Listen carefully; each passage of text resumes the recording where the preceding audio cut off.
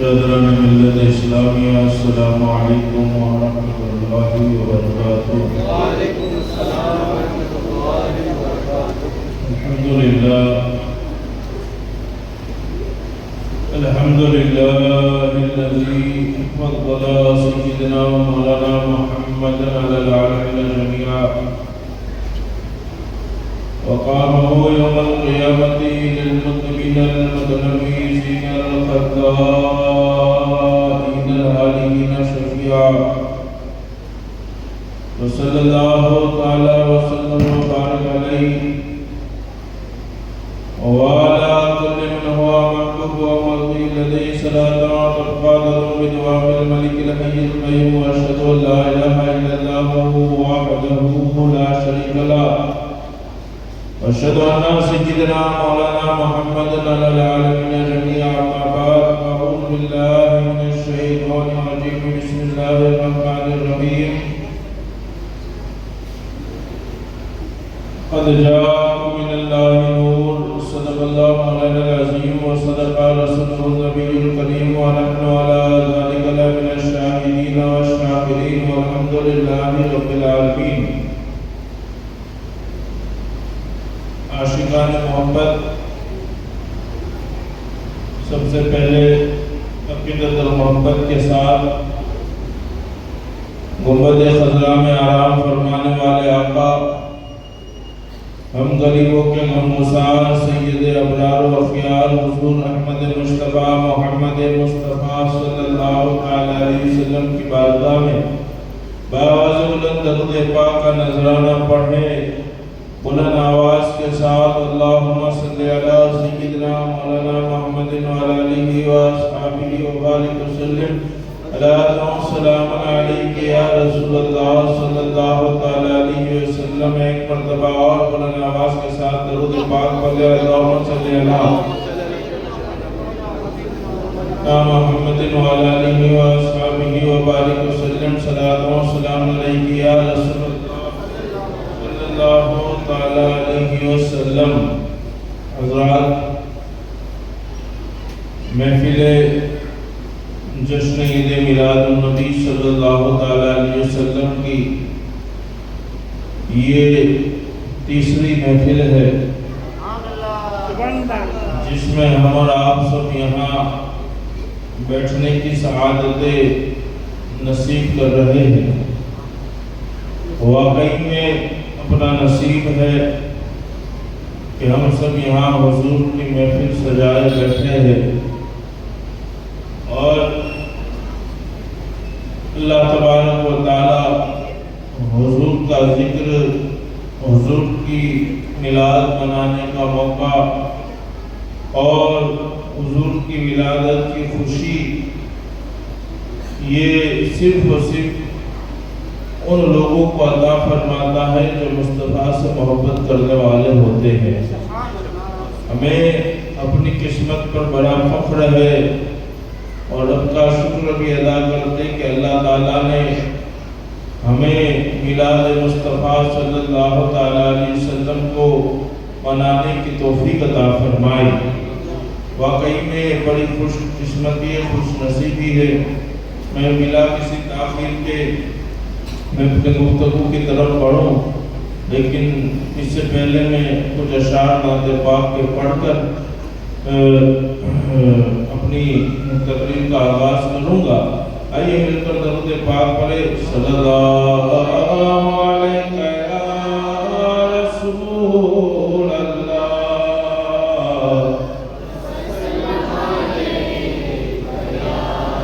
حبیب اللہ، صلی اللہ علیہ یا رسول اللہ، وسلم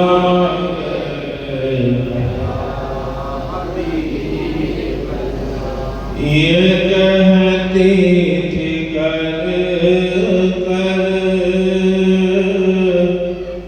میں جا کر حلیمہ، یہ کہتی تھی کر کر میں جا کر حلیمہ،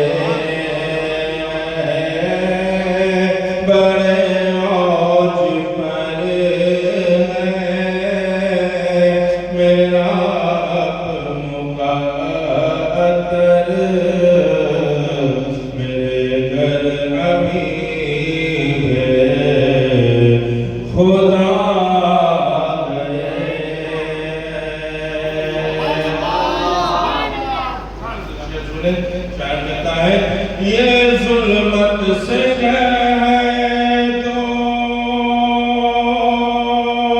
کہ ڈیرے اٹھا لے کہ ہر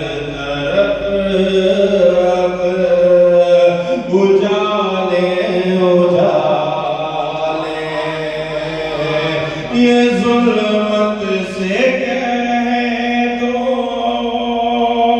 کہ تیرے اٹھا لے کہ ہے ہر طرف اب اجالے اجالے کہاں جن کو حق نے سراجم منیرا کہاں جن کو حق نے سراجم منیرا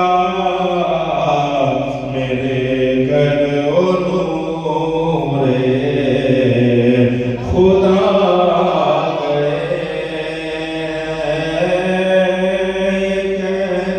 میرے گھر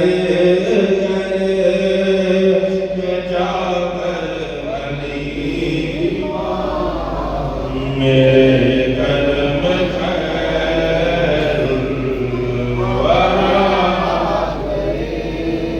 اور اٹھی چار سور رحمتوں کی گھٹائے معطر معطر ہے ساری فضائے اٹھی چار سور رحمتوں کی گھٹائے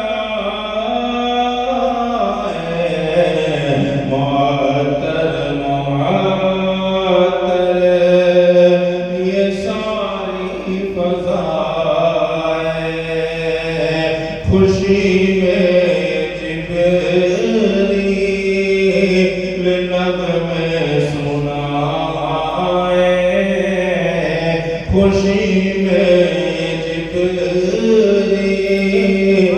نغمے سنائے وہ شافع روز جزا گئے کہتے گر گر میں جا کر حلیمہ میرے گھر میں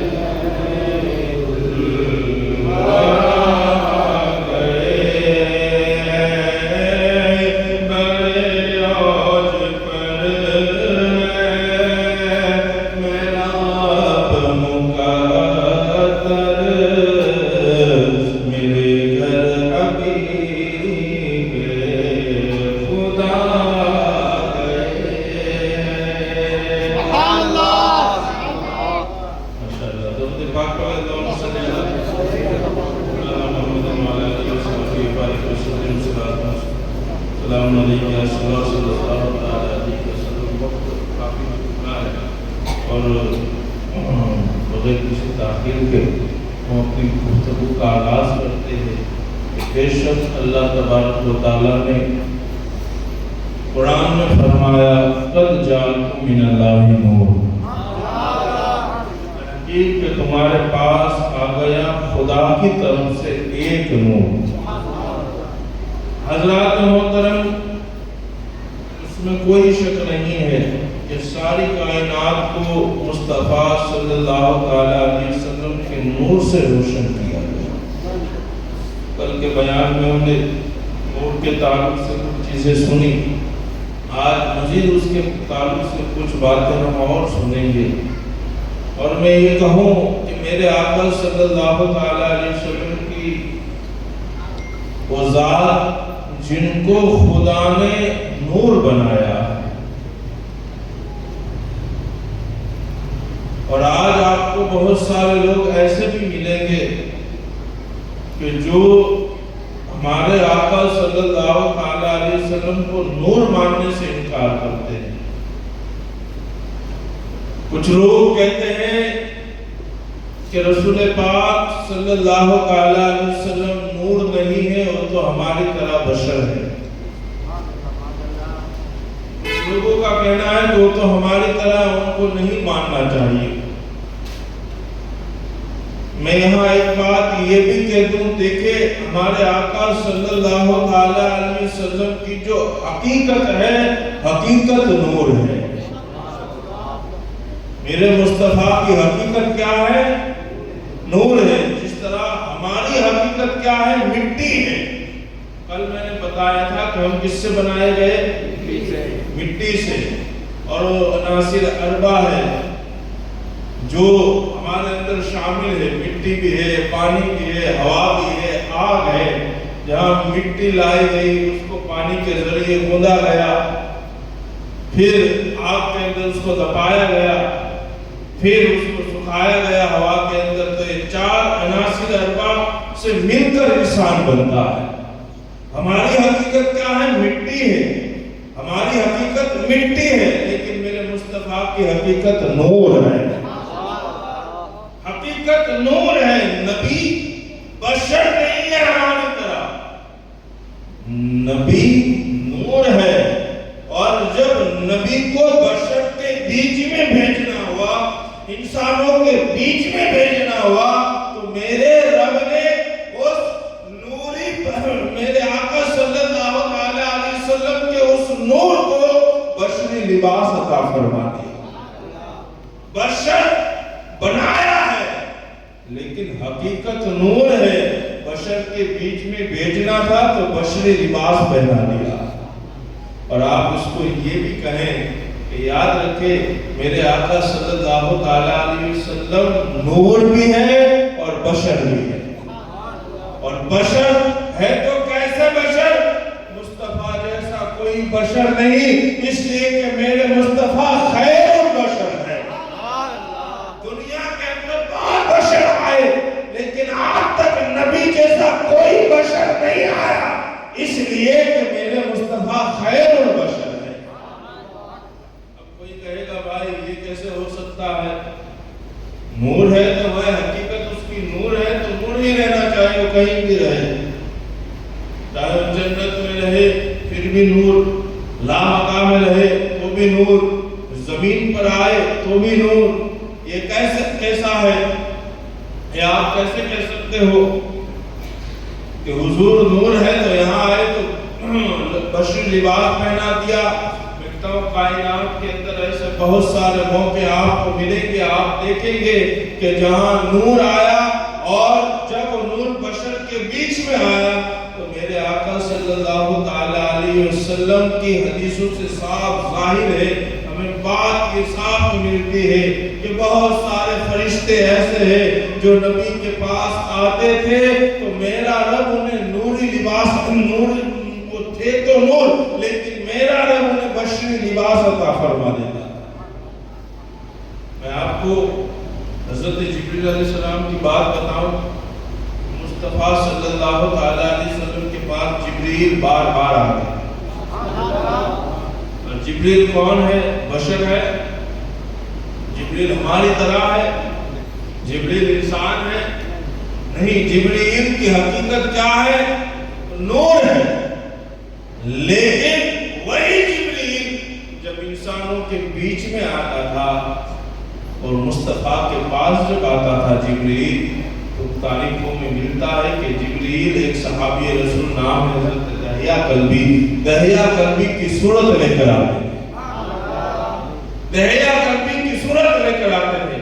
अब बताओ, ये हदीस को हर कोई मानता है, सुन्नी भी मानेगा और सुन्नी के अलावा जितने फिरके वाले सब मानेंगे कि जिब्रील आए थे मुस्तफा की बारगाह में, तो कई मर्तबा दहिया कल्बी की सूरत लेकर आए थे। तो अब बताओ जिब्रील कौन है? नूर है। और यहाँ आए तो बशरी लिबास पहन लिया। इसी तरह मेरे मुस्तफा है तो नूर, लेकिन यहाँ आए इंसानों के बीच में तो रब ने उन्हें बशरी लिबास अता फरमाया। एक और बात याद आई, मैं और बता दूं। کہ حضرت مریم عیسیٰ علیہ السلام کی ماں، رب تبارک و تعالیٰ نے مریم کے پاس جبریل کو بھیجا اور کہا کہ جبریل مریم کے پاس جا رہے ہو تو نوری لباس میں مت جانا، بشری لباس پہن کر جانا۔ حضرت مریم تو کون تھی؟ انسان تھی، بشر تھی۔ اب وہی مریم کے پاس ایک نوری مخلوق آ رہی ہے، نام ہے جبریل۔ رب نے کہا جبریل تو نور ہے، جانا مریم کے پاس تو بشری لباس پہن کر جانا۔ اب آئے میرے مصطفیٰ صلی اللہ علیہ وسلم کے غلاموں، جبریل آئے اور مریم کے سامنے نوری شکل میں نہیں آئے، بصری شکل میں آئے، انسانی روپ لے کر آئے، انسانی شکل کے اندر آئے۔ اب جب انسانی شکل کے اندر آئے تو رب نے کہا اے جبریل، اب پہنچ گئے مریم کے پاس، کہا اے جبریل اب مریم کو دم کرو، پھونک دو، پھونک مارو۔ جب مریم کے شکم کے اندر پھونک ماری، مریم کے اوپر دم کیا گیا تو پیٹ کے اندر حضرت عیسیٰ علیہ السلام آ گئے، عیسیٰ علیہ السلام آ گئے۔ اب میں کہتا ہوں وہ فرشتہ جو نور تھا، جس کی حقیقت نور تھی، مریم کے پاس آتا ہے تو بشری لباس پہن کر آتا ہے، تب کسی کو اعتراض نہیں ہوتا۔ میرے مصطفیٰ جو ہمارے بیچ میں آتے ہیں ہے تو نور، لیکن بشری لباس پہن لیا تو لوگ کہتے ہیں ارے یہ تو ہماری طرح ہے۔ یاد رکھو ہمارے پاس آئے تو رب نے ہمارا لباس پہنا دیا، بشری لباس پہنا دیا، تاکہ انسانوں کے بیچ میں رہے اور انسانوں کو انسانوں کا طریقہ بتائے۔ نبی بشری لباس میں اسی لیے آئے کہ بشر بن کر آئے اور بشر کو بشر کا طریقہ بتائے، بشر کو بتائے زندگی کس طرح گزارنا ہے، بشر کو بتائے نماز کس طرح پڑھنا ہے، بشر کو بتائے چلنا کس طرح ہے، بشر کو بتائے سونا کس طرح ہے، بشر کو بتائے بات کس طرح کرنی ہے، بشر کو بتائے کس طرح زندگی گزارنی ہے، کس طرح باتیں کرنی ہے۔ اب اگر میرے مصطفیٰ نوری شکلوں میں آ کر یہ ساری باتیں سکھاتے تو کیا کوئی سیکھتا؟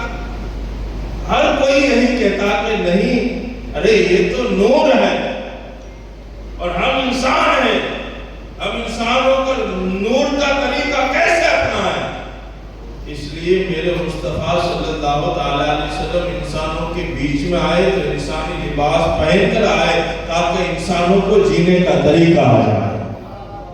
اور اعلیٰ حضرت لکھتے ہیں اپنی کتاب کے اندر کہ نبی کی حقیقت نور ہے اور انسانوں کے بیچ میں آئے تو بشر بن کر آئے، اس لیے نبی کو نوری بشر کہو، نبی کو نوری بشر کہو۔ جو بشر نہ مانے وہ بھی غیر مذہب، اور جو نبی کو نور نہ مانے وہ بھی گمراہ بد مذہب۔ تو نبی کو ایک سچے عاشق کا عقیدہ یہ ہے کہ میرے نبی نور بھی ہے اور میرے نبی بشر بھی ہے۔ اور لوگ ہوں گے کہ جن کا عقیدہ یہ ہوگا کہ نبی صرف نور ہے، یا اور لوگ ہوں گے جن کا عقیدہ ہوگا کہ نبی صرف بشر ہے، لیکن ہمارا عقیدہ یہ ہے نبی نور بھی ہے، نبی بشر بھی ہے، اس لیے کہ میرے مصطفیٰ نوری بشر ہے، خیر بشر ہے۔ یاد رکھیں حضرات محترم، یہی مصطفیٰ صلی اللہ علیہ وسلم کی حقیقت نور ہے۔ اور کل میں نے بتایا تھا آدم کو سجدہ جو ہوا تھا علم کی بنا پر تو ہوا تھا، لیکن علماء فرماتے کہ جہاں آدم نے ساری شے کے نام بتا دیے وہاں پھر کہا رب نے فرشتوں سجدے میں چلے جاؤ، سب نے سجدہ کیا سوائے ابلیس۔ ابلیس اکڑ گیا کہ اے خدا میں سجدہ نہیں کروں گا، کیوں؟ اس لیے کہ میں آگ سے بنا ہوں اور یہ مٹی سے بنے، اور آپ مٹی کے سامنے सामने झुके, ये हो नहीं सकता, अकड़ गया, नबी की ताजीम करने से इनकार किया। दरअसल आदम अलैहिस्सलाम को सजदा इसलिए हो रहा था, आदम की पेशानी में नूर मुस्तफा चमक रहा था। अब इब्लीस ने इनकार किया, बस जाहिर तो आदम का इनकार कर रहा था कि आदम को सजदा नहीं करूंगा, लेकिन हकीकत में वो इनकार ताज़ीम मुस्तफा का हो रहा था। वो नूर मुस्तफा सल्लल्लाहु अलैहि वसल्लम की ताज़ीम करने से इनकार कर रहा था। तो फिर मेरे रब ने क्या कहा, जा तू मरदूद है, मेरी बारगाह से निकल जा, अब कयामत तक जो भी होते रहेंगे सारी की सारी मखलूक तुझ पर लानत करती रहेगी। अब शैतान आज तक मरदूद है और दुनिया के सारे लोग आज तक उस पर लानत करते हैं। इस वजह से लानत करते भाई, बताओ, उसने नबी की ताज़ीम से इनकार किया, नबी की तौहीन की, नबी को माना नहीं। तो किसने नहीं माना? इब्लीस ने। किसने नहीं माना? इब्लीस ने। आज जो इनकार करे समझ जाओ इसका कनेक्शन कहां से और कहां से जुड़ा हुआ है। सबसे पहले जिसने नबी की ताज़ीम से इनकार किया वो कोई और नहीं, वो इब्लीस शैतान था। और सबसे पहले जिसने हसद किया वो भी कोई और नहीं, वो भी शैतान था। हसद किया किस बिना के ऊपर? इसी बिना के ऊपर, इसी बिना पर तो जला, उसके जलन हुई, हसद हुआ कि मैं आग और मिट्टी के सामने झुकूं। हसद किया तो सबसे पहले हसद करने वाला कौन? इब्लीस। अब हसद करते हो तो हसद की आदत निकाल लो, सबसे पहले हसद करने वाला ही। किसी को देखकर हसद न करो, किसी को देखकर जलो नहीं, इसलिए कि ये आदत इब्लीस की, ये शैतान की। सबसे पहले झूठी कसम जिसने खाई वो भी इब्लीस था। ताज़ीम से इनकार करने वाला इब्लीस, हसद करने वाला सबसे पहले इब्लीस, झूठी कसम खाने वाला इब्लीस, और अल्लाह और उसके फरिश्तों की लानत पाने वाला भी इब्लीस। इब्लीस निकला और फिर मेरे रब ने आदम अलैहिस्सलाम को जन्नत में भेजा। आदम जन्नत में टहल रहे, जन्नत में जिंदगी गुजार रहे, सब कुछ जन्नत में है। आदम अलैहिस्सलाम जन्नत में देख रहे, बड़े बड़े महल है, आदम देख रहे हैं, जन्नत की नहरें हैं, आदम देख रहे हैं, जन्नत के बागात है, आदम देख रहे हैं, जन्नत के अंदर हर तरफ बहार ही बहार है, हर तरफ रौनक ही रौनक है, हर तरफ महक ही महक है। कहीं दूध की नहरें नजर आ रही है, कहीं शहद की नहरें नजर आ रही है, कहीं नूरी पहाड़ नजर आ रहे हैं, कहीं बागात नजर आ रहे हैं। सब कुछ आदम के सामने पूरी जन्नत सजी हुई है। आदम कभी नहर के पास जा रहे, कभी बाग के पास जा रहे, कभी जन्नती दरख्तों के पास जा रहे, आदम कभी महल के पास जा रहे, आदम कभी जन्नत में इधर जा रहे, उधर जा रहे। पूरी जन्नत घूमने के बाद आदम कहते कि मेरे मौला तेरी जन्नत में मेरा दिल नहीं लगता, तेरी जन्नत में मेरा दिल नहीं लगता। कहा क्यों? आदम क्या बात है? कहा मेरे मौला इसलिए कि यहाँ कोई मेरे जिन्स का नहीं। जन्नत के अंदर इंसान तो कोई नहीं था आदम के सिवा, पहला इंसान ही आदम। हाँ मेरे मौला अगर कोई मेरे जिसका होता, मेरी तरह इंसान होता तो मैं उससे बात करता,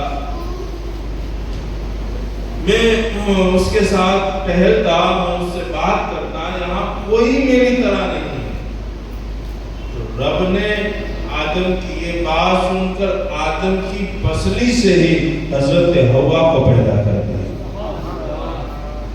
अब जन्नत के अंदर कोई है तो एक हमारे दादा आदम है और एक हमारी दादी हवा है। और आदम जैसे ही हजरत हवा के करीब जा रहे हैं, रब ने कहा आदम अभी नहीं, पहले हवा के करीब जाना है तो उसका महल अदा करो। कहा महल क्या है? तो रब ने कहा فرمائے یہ ہے کہ تم میرے نبی پر 10 مرتبہ درود پڑھ لو۔ ایک روایت میں یہ بھی ہے کہ اے آدم تم میرے نبی پر 70 مرتبہ درود پڑھ لو۔ آدم علیہ السلام جنت میں انسانی شکل میں، حوا بھی انسانی شکل کے اندر خوبصورت شکل رب نے عطا فرمائی حضرت آدم اور حضرت حوا کو۔ تاریخ میں آتا ہے کہ انسان سے خوبصورت کوئی نہیں۔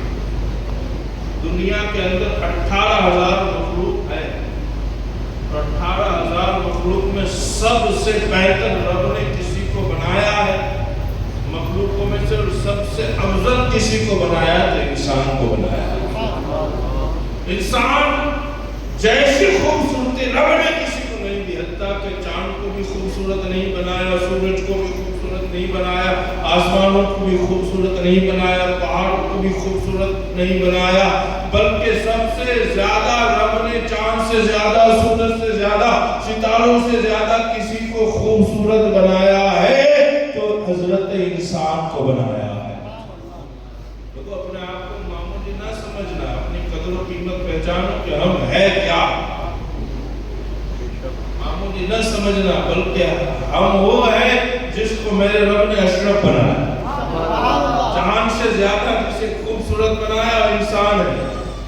چلو بھلے وہ لاکھ کریم لگا ہے لیکن ہے تو چاند سے زیادہ خوبصورت، تو چاہے کچھ بھی لگا لے، لیکن میرے رب نے تجھے ٹائٹل دے دیا ہے، قرآن میں فرما دیا ہے لَقَدْ خَلَقْنَا الْإِنسَانَ فِي أَحْسَنِ تَقْوِيمٍ۔ انسان کو ہم نے سب سے زیادہ خوبصورت بنایا ہے۔ مجھے ایک واقعہ یاد آیا، اجازت ہے تو سبحان اللہ۔ حضرت بہلول دانا بہت بڑے اللہ کے ولی بھی تھے، مظلوم بھی تھے۔ ہارون رشید بہت بڑا بادشاہ بھی تھا۔ ہارون رشید کے سامنے ایک مرتبہ اس کی بیوی زبیدہ بڑی سچ سمجھ کر آئی، اچھے کپڑے پہن کر آئی، بڑا سچ سمجھ کر آئی، اور زبیدہ نے آ کر کہا بادشاہ سلامت یہ بتاؤ میں کیسی لگ رہی ہوں، میں کیسی لگ رہی ہوں؟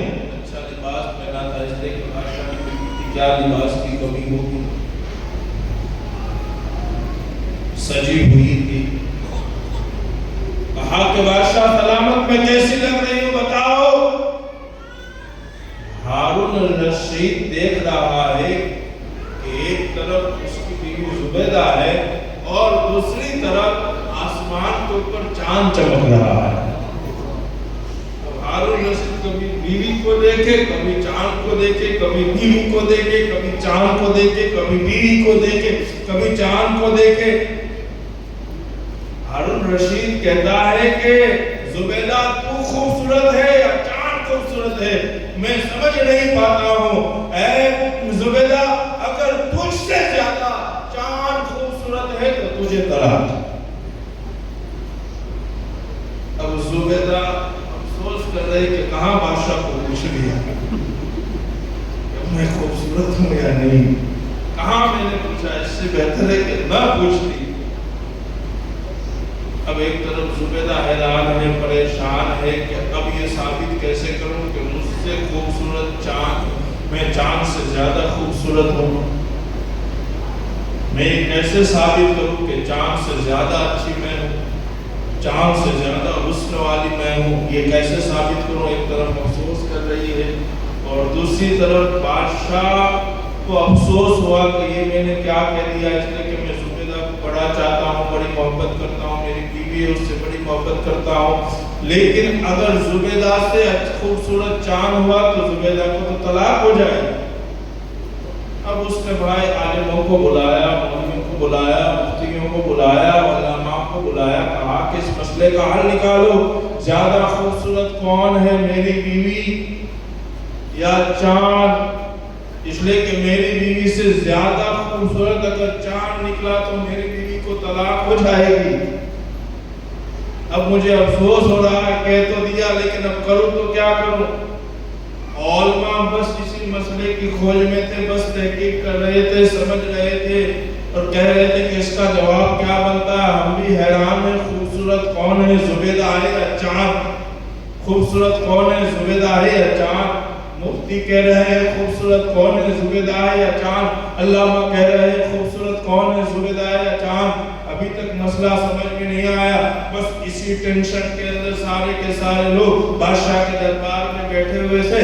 بادشاہ کے دربار کے اوپر حضرت بہلول آئے اور بہلول نے آ کر کہا خادم سے، خادم جاؤ بادشاہ سے کہو کہ بہلول آیا ہے۔ اس لیے کہ بہلول دانا اس ہستی کا نام ہے کہ جو ہارون رشید کے پیر و مرشد ہے، اور بہلول دانا کو معمولی نہ سمجھو، ہمارے امام اعظم ابو حنیفہ خود بہلول دانا کے پاس بیٹھا کرتے تھے، خود بیٹھا کرتے تھے۔ پتا اتنا بڑا عالم وقت کا جو پوری حنفیوں کا امام، حنفی مسلک کا امام، وہ ایک مسجد کے پاس اس مستان کے پاس جا کر بیٹھتا ہے۔ کسی نے کہا کہ امام صاحب ایک بات کیوں؟ کہا کیا؟ کہا حضرت آپ بہت بڑے عالم ہو، بہت اللہ نے علم دیا ہے، آپ حنفی مسلک کے امام ہو، آپ ایک مستان کے پاس بیٹھتے ہو، آپ ایک مسجد کے پاس بیٹھتے ہو، ایک درویش کے پاس بیٹھتے ہو۔ امام اعظم ابو حنیفہ نے بڑا خوبصورت جواب دیا، کہا سن، بیٹھ اس لیے رہا ہوں کہ وہ عالم ہی کیا جو اللہ والوں کی قدر نہ جانا، اور میں اس لیے بیٹھتا ہوں تاکہ وہاں بیٹھوں تو مجھے خود اس درویش کے پاس بیٹھنے کے بعد صحیح سمجھ نصیب ہو جائے کہ واقعی میں اللہ تبارک و تعالیٰ نے ان کو کتنا بڑا مقام دیا۔ اور یہ خود بہلول دانا مجھے بار بار بلاتے ہیں۔ ہم کیوں بلاتے ہیں؟ اس لیے بلاتے ہیں کہ میں علم والا ہوں، یہ میرے علم کو جانتے اس لیے مجھے بلاتے ہیں، اور میں خود ان کو جانتا ہوں، اس لیے بار بار ان کے پاس آ کر فیض لیتا ہوں۔ بتاؤ حنفیوں کا امام اعظم ابو حنیفہ جن کے پاس فیض لینے کے لیے جائے تو حضرت بہلول دانا ہے۔ بہلول دانا کسی معمولی ہستی کا نام نہیں، ہارون رشید کے پیر و مرشد تھے۔ کہا کہ جاؤ کہو کہ بہلول آیا ہے۔ خادم گیا، کہا کہ حضور کو بہلول دانا آیا۔ کہا کہ ان سے کہہ دو کہ ابھی بادشاہ سلامت ابھی نہیں مل سکتے، ذرا ٹینشن میں ہے، اس لیے نہیں مل سکتے۔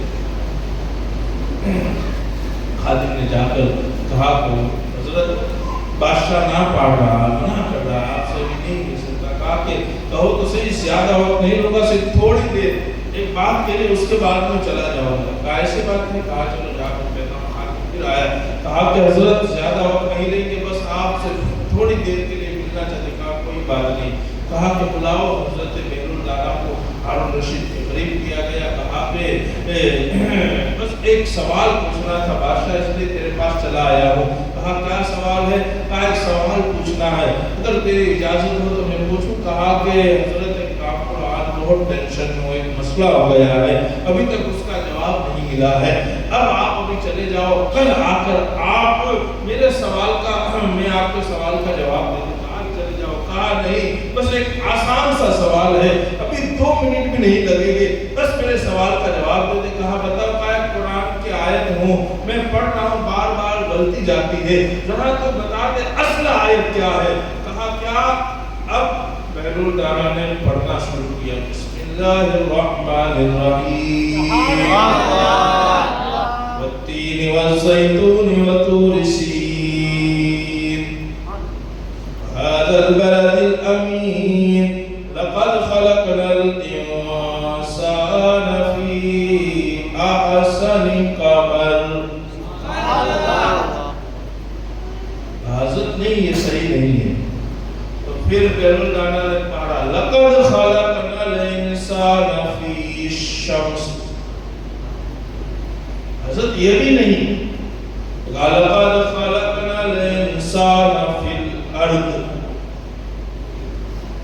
حضرت یہ بھی صحیح نہیں، لقد خلقنا الانسان فی القمر، غلط ہے، لقد خلقنا الانسان فی الشمس، یہ بھی غلط ہے، لقد خلقنا الانسان فی الارض،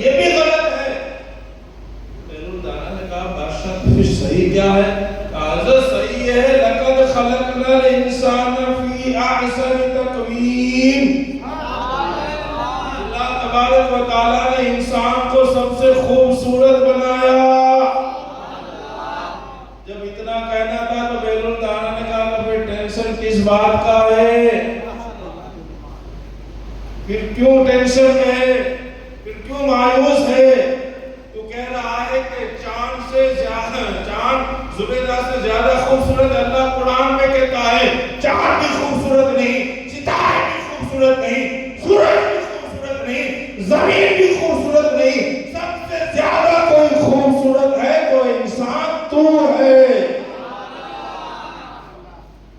عالموں کی فوج کو عالموں کو بٹھا کر سوال پوچھ رہا تھا، لیکن ایک مرد قلندر نے آ کر اس کے مسئلے کا حل کر دیا، اس کے مسئلے کا جواب دے دیا۔ بتا یہ رہا تھا کہ آدم اور حوا جنت میں ہے، اور پھر حضرت آدم اور حوا قریب ہوئے، مہر ادا کی، اور پھر رب تبارک و تعالیٰ کی مشیت تھی، کسی تحت کے انہیں زمین کے اوپر اتارا گیا، منع کیا کہ یہاں ایک طرف سے مت جانا، لیکن آدم پھر وہاں گئے۔ رب تبارک و تعالیٰ کی مشیت کے مطابق، مرضی کے مطابق آدم دنیا میں آئے، اور آدم علیہ السلام کے دنیا میں آنے کے بعد رب تبارک و تعالیٰ نے آدم کی توبہ کو قبول نہیں کیا۔ 300 سال کے بعد آدم کی توبہ قبول ہوئی، پھر 300 سال کے بعد حضرت حوا بھی ملے، حضرت آدم بھی ملے، اور پھر انسانوں کا سلسلہ شروع ہوا۔ اور آپ دیکھیں اس کے بعد انبیاء کرام آتے رہے اور ان کی امت کی تبلیغ کرتے رہے۔ آدم علیہ السلام نے بھی اپنے بیٹوں سے یہی کہا، اے لوگ میں میرے بیٹوں میں جا رہا ہوں اس دنیا سے، لیکن یاد رکھو جب بھی کبھی تکلیف آئے، جب بھی کبھی مصیبتوں میں ہو تو ایک نام کا ورد ضرور کرنا۔ کہا کون سا؟ کہا جو نام میں نے جنت کے اندر دیکھا، جنت کے محلوں کے اوپر دیکھا، جنت کے باغات کے اندر دیکھا، جنت کے پتوں کے اوپر دیکھا، اور نام میں نے محمد مصطفیٰ کا دیکھا ہے۔ جب بھی مسئلہ ہو آخری پیغمبر محمد کو یاد کر لینا، نبی کو یاد کرنا، تمہاری ساری مصیبتیں، ساری تکلیفیں دور ہو جائے گی۔ اب انسانوں کا سلسلہ شروع، اور یہاں سے پھر کئی انبیاء کرام آئے۔ آپ دیکھیں حضرت آدم علیہ السلام کے بعد اگر اس طرف ہم جائیں تو کافی وقت ہو جائے گا، ان کی اولادوں کے واقعات بتائیں گے، لیکن میں کہتا ہوں کہ آدم علیہ السلام کے بعد شیش علیہ السلام جو کہ نبی ہے، اس کے بعد حضرت ادریس علیہ السلام کا زمانہ آیا کیونکہ وہ بھی نبی ہے، اس کے بعد حضرت نوح علیہ السلام کا زمانہ آیا بلکہ وہ بھی نبی ہے، اس کے بعد انبیاء کرام کا زمانہ آتا رہا کہ وہ جلیل القدر انبیاء کرام تھے جنہوں جو دنیا میں تو آئے، لیکن دنیا میں آنے کے بعد انہوں نے چرچا میرے مصطفیٰ کا کیا۔ نوح علیہ السلام کسی معمولی ہستی کا نام نہیں، رب تبارک و تعالیٰ نے نوح علیہ السلام کو بڑا مقام دیا تھا۔ نوح علیہ السلام نے اپنے زمانے کے اندر سارے 900 سال تک اپنی قوم کی تبلیغ کی، دین سکھایا، اور سارے 900 سال کی تبلیغ کے بعد حضرت نوح علیہ السلام کی قوم کے کتنے لوگ اللہ کی طرف آئے؟ صرف اور صرف 72 لوگ، سارے 900 سال۔ پھر طوفان نوح آیا، دعا کی، اور پھر رب کا عذاب آیا، طوفان نوح آیا۔ طوفان نوح کے بعد حضرت نوح علیہ السلام دنیا کے اندر 250 سال تک زندہ رہے۔ ایک روایت ہے کہ نوح علیہ السلام نے ٹوٹل عمر 1240 کی عمر ہوئی، اور ایک روایت میں ہے کہ حضرت نوح علیہ السلام کی عمر 1600 سال ہوئی۔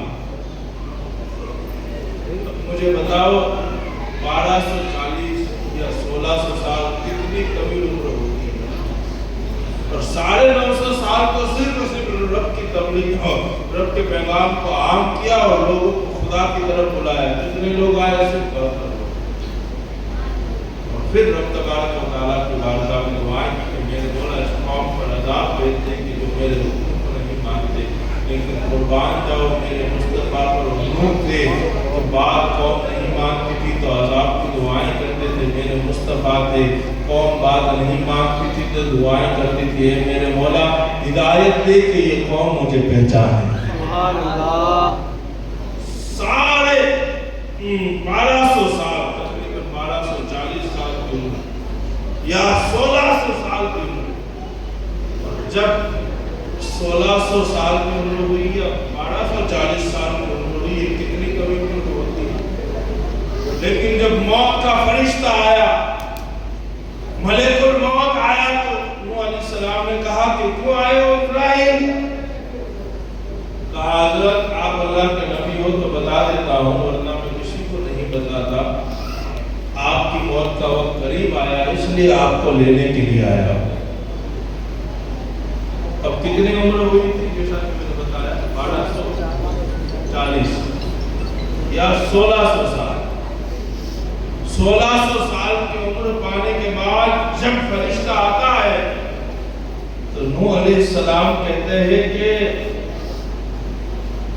मौत का वक्त करीब आ गया। कहा अभी तो मुझे आए हुए काफी अरसा हुआ भी नहीं, तो तुम मुझे लेने के लिए आए हो। ऐसा लगता है कि एक दरवाजे से आया हो और दूसरे दरवाजे से तुम मुझे लेने के लिए आए हो। 1240 साल की उम्र थी उसके, इतनी लंबी उम्र के बाद भी कहता है अभी तो मेरी उम्र क्या है कि तुम मुझे लेने के लिए आए। तो मुझे ये अल्लाह वाले थे, इसलिए कि उन्हें जिंदगी से कोई मतलब नहीं था। जिंदगी से उन्हें कोई मतलब था, जिंदगी अल्लाह ने दी तो उसी जिंदगी के अंदर काम ऐसे किए जिससे अल्लाह राजी हो जाए। उसे उन्हें जिंदगी से कोई मतलब नहीं। इसलिए इतनी लंबी रब ने जिंदगी दी, फिर भी उस जिंदगी के अंदर काम कोई अपने लिए नहीं किया, सिर्फ अल्लाह की खुशी के लिए काम। और इतनी लंबी उम्र पाने के बाद जब मलिकुल मौत आता है तो कहता है कि अभी तो मेरी उम्र क्या है। ऐसा लगता है कि एक दरवाजे से मैं आया हूँ और दूसरे दरवाजे से तुम मुझे लेने के लिए आया। ये अल्लाह वाले थे जिन्हें जिंदगी से मोहब्बत नहीं थी। अगर जिंदगी रब देता भी था तो उस जिंदगी के अंदर काम रब को राजी करने वाले थे। मुझे याद आता है एक अल्लाह वाले का वाक़या। अल्लाह वाले थे कि जो पहाड़ के अंदर रहा करते थे, पहाड़ की घाट के अंदर रहते थे और उसी के अंदर जिंदगी गुजारते थे। जिंदगी की जो कुछ भी जरूरत थी सारी की सारी चीजें उसी पहाड़ की घाट के अंदर रखते थे और बस वहीं जिंदगी गुजारते थे। जब मौत का वक्त करीब आया तो उस अल्लाह वाले से पूछा गया कि लगता है कि अब आप इस दुनिया में नहीं रहेंगे, आपकी मौत आने वाली है। तो अल्लाह वाले क्या कह रहे कैसे कहते हैं मैं इस दुनिया से चला जाऊंगा, मुझे मौत आ जाएगी। अरे ऐसा लगता है कि अभी तो मेरी उम्र क्या है। अब उनकी उम्र कितने की पता है? तो अल्लाह वाले कहते हैं अरे अभी तो मेरी उम्र सिर्फ 700 साल है, अभी तो मेरी उम्र सिर्फ 700 साल है। और 700 साल में क्या मुझे मौत आ जाएगी? 700 साल में मुझे मौत आ जाएगी? ये अल्लाह वाले थे जिन्हें रब तबारक व तआला जिंदगी तो जरूर देता था, लेकिन उन्हें जिंदगी से मोहब्बत नहीं थी। बस मोहब्बत जिंदगी के अंदर काम ऐसे करते थे जिससे खुदा राजी हो जाए। तो हज़रात मतलब ये जिंदगी रब ने हमें दी है, काम ऐसे करो जिससे मेरे नबी राजी हो जाए, काम ऐसे करो जिससे मेरे खुदा राजी हो जाए। अब आदम अलैहिस्सलाम से लेकर हजरत ईसा अलैहिस्सलाम तक दुनिया में कई अंबिया आए, लेकिन तज़किरा मेरे मुस्तफा का किया। आदम आए कहा ऐ लोगों मेरे बाद एक आखिरी पैगंबर जलवागर होगा, नाम मोहम्मद होगा। नूह आए कहा ऐ लोगों एक आखिरी नबी आने वाले हैं। शीश आए कहा ऐ लोगों आखिरी पैगंबर आने वाले हैं। हजरत मूसा आए कहा ऐ लोगों मोहम्मद आने वाले हैं। हजरत मोहतरम हर नबी तज़किरा कर रहा है, इब्राहिम कह रहे हैं मोहम्मद आने वाले हैं। हजरत محمد آنے والے ہیں، یوسف کہہ رہے ہیں محمد آنے والے ہیں، یعقوب کہہ رہے ہیں محمد آنے والے ہیں، عیسیٰ کہہ رہے ہیں محمد آنے والے ہیں۔ یعنی یاد رکھو میرے نبی کا مرتبہ اتنا بڑا ہے، اتنا بڑا ہے، آئے تو سب سے آخر میں ہے، چرچا ہر نبی کر رہا ہے اور ہر نبی چرچا کر کر یہ بتا رہا ہے، آدم بھی کہہ رہے ہیں معمولی مت سمجھنا، جو آخری نبی آنے والا ہے وہ سب سے عظیم ہے۔ نوح بھی کہہ رہے ہیں جو آخری نبی آنے والا ہے وہ سب سے عظیم ہے۔ اس لیے پیارے کہ جو آنے والا ہے وہ ہے جس کے صدقے میں اللہ نے ہمیں نبی بنایا ہے۔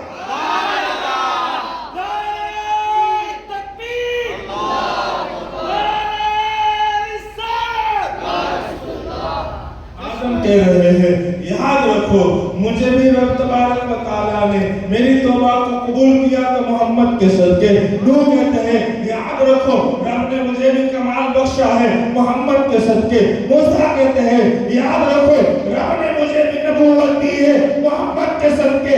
ابراہیم کہہ رہے ہیں یاد رکھو رب نے مجھے بھی خلیل بنایا ہے محمد کے صدقے۔ اسماعیل کہہ رہے ہیں یاد رکھو میں بھی میدان مینا کے اندر ارے گردن کٹنے سے بچا ہوں نبی کے صدقے۔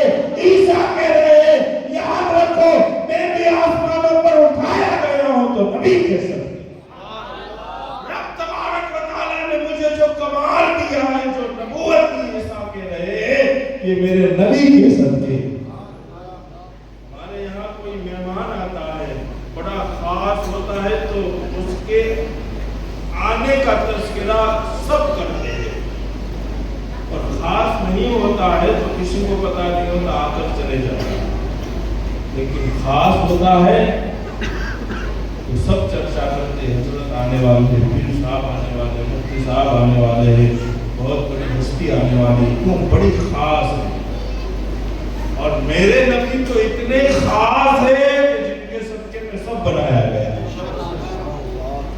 اس لیے آدم بھی اپنے دور میں کہہ رہے محمد آئیں گے، وہ بھی کہہ رہے محمد آنے والے ہیں، عیسیٰ بھی کہہ رہے محمد آنے والے، موسیٰ بھی کہہ رہے محمد آنے والے، ہر نبی ہر پیغمبر کہہ رہا ہے محمد آنے والے، اس لیے کہ یہ سب کچھ ہے محمد مصطفیٰ سے ہے، یہ سب کچھ بنے ہیں نبی کے نور سے بنے۔ حضرات محترم بس یہی ہمیں کرنا ہے، نبی کریم صلی اللہ تعالیٰ علیہ وسلم کے نور سے ساری کائنات بنی ہے، اور نبی کریم صلی اللہ تعالیٰ علیہ وسلم کی محبت کا چراغ اپنے دلوں میں جلانا ہے، اور اسی دل کو مصطفیٰ کا مدینہ بنانا ہے۔